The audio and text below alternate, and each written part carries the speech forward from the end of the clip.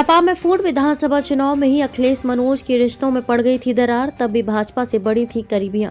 राजनीतिक पकड़, समीकरण साधने में माहिर, मतदाताओं की नब्ज टटोलने में पारंगत ऊंचाहार से विधायक डॉक्टर मनोज पांडे राजनीतिक रूप से बेहद समृद्ध हैं, खासकर ब्राह्मण मतदाताओं में। और यही कारण है कि सपा के मुख्य सचेतक पद से इस्तीफे को पार्टी के लिए बड़ा झटका माना जा रहा है। लेकिन सही मायने में वर्ष 2022 के विधानसभा चुनाव में ही सपा सुप्रीमो अखिलेश यादव और मनोज के रिश्तों में दरार पड़ गई थी। स्वामी प्रसाद मौर्य के सपा में शामिल होते ही ऊंचाहार विधानसभा सीट से टिकट को लेकर बड़ा घमासान हुआ था। टिकट करता देख मनोज के भाजपा में शामिल होने की अटकलों से घबराकर सपा हाईकमान ने अंतिम समय में उनका टिकट फाइनल किया था। चर्चा तो यहाँ तक रही कि दिल्ली में भाजपा के टिकट पर चुनाव लड़ने के भरोसे को तोड़ने के कारण ही भाजपा ने मनोज की ऊंचाहार में मजबूत घेराबंदी की। वोटरों में सीधी पकड़ के कारण मनोज अपनी सीट बचाने में सफल रहे।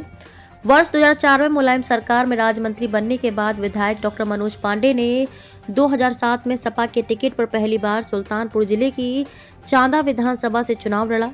हालांकि ये बसपा के विनोद सिंह से हार गए थे। वर्ष 2012 में सपा के टिकट पर ही ऊंचाहार सीट से चुनाव लड़े और जीत दर्ज की।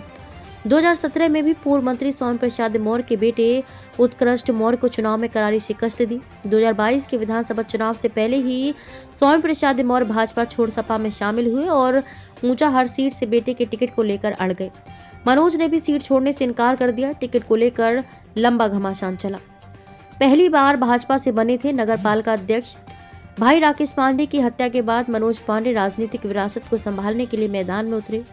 वर्ष 2000 में भाजपा की टिकट पर नगर पालिका रायबरेली के अध्यक्ष का चुनाव लड़े और जीते। हालांकि वर्ष 2004 में वे सपा में शामिल हो गए, उन्हें राज्य मंत्री भी बनाया गया।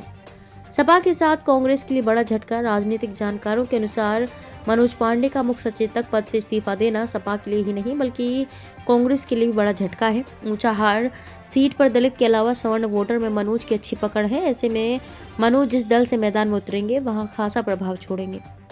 कांग्रेस के जानकारों के अनुसार यदि गांधी परिवार से कोई उम्मीदवार उतरता है तो मनोज पांडे की कमी अखरेगी, क्योंकि गांधी परिवार के खिलाफ सपा प्रत्याशी नहीं उतारती थी।